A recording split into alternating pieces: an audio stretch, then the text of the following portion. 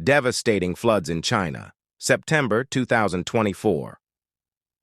2 weeks ago, severe floods hit China after Typhoon Haikui brought record-breaking rainfall to regions like Beijing and Hebei.